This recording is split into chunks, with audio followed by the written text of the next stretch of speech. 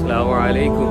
ഞാനിന്ന് വെള്ളക്കൊട്ടാരത്തിലേക്കാണ് നടന്നു പോകുന്നത്. ഹബീബ് മുഹമ്മദ് മുസ്തഫ സല്ലല്ലാഹു അലൈഹി വസല്ലം തങ്ങളുടെ പച്ചക്കുപ്പയുടെ ചാര എത്താറായിരുന്നു. അൽഹംദുലില്ലാഹ്.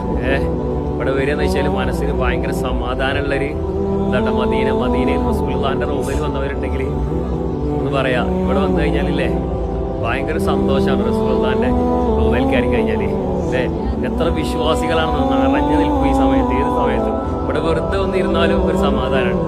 എന്ത് ടെൻഷൻ ഉണ്ടെങ്കിലും മദീന ഒരു അഭയം. വസ്സലാമു അലൈക യാ റസൂലല്ലാഹ്, വസ്സലാത്തു വസ്സലാമു അലൈക യാ ഹബീബല്ലാഹ്, വസ്സലാത്തു വസ്സലാമു അലൈക യാ റസൂല റബ്ബിൽ ആലമീൻ, വസ്സലാത്തു വസ്സലാമു അലൈക യാ ഉമർ ബിൻ ഖത്താബ് റളിയല്ലാഹു അൻഹു, വസ്സലാത്തു വസ്സലാമു അലൈക യാ സിദ്ദീഖുൽ അക്ബർ റളിയല്ലാഹു അൻഹു. റസൂലുള്ളാഹിന്റെ റൗളക്ക് ചാരെ വന്നിരിക്കുന്ന ഒരുപാട് ആൾക്കാരുണ്ട്. ഇവിടെ വരാൻ പറ്റുകയെന്ന് പറഞ്ഞാൽ വളരെ ഭാഗ്യം.